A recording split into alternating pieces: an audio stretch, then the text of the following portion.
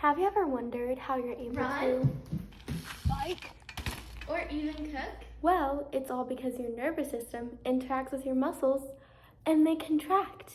The process of a muscle contraction is just like a recipe. It has many steps and ingredients. Now, to understand how a muscle contracts, first, picture yourself making scrambled eggs. Imagine that this box of eggs is a motor neuron. This is the neuron that is involved with muscle contraction. Your motor neuron releases acetylcholine, a neurotransmitter represented by the X. Acetylcholine travels across the neuromuscular junction, the area between your motor neuron and the muscle cell membrane, and attaches to receptors on the muscle cell membrane. Now let's take a break for a quick lesson on muscle cell structure.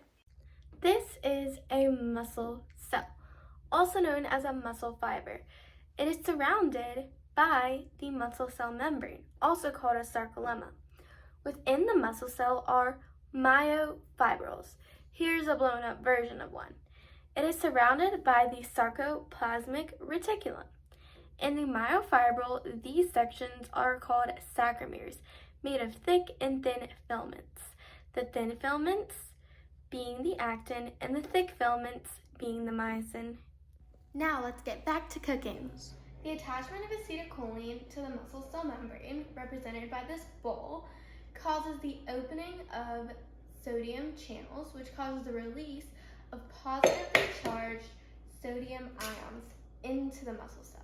The release of the positively charged sodium ions into the muscle cell membrane causes an action potential, depolarization to negative 55 millivolts.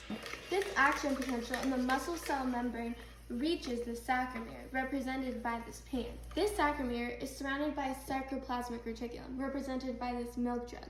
The action potential causes the release of calcium from the voltage-gated calcium channels in the sarcoplasmic reticulum. The calcium released into the sarcomere causes the actin filaments in the sarcomere, represented by these hot dogs.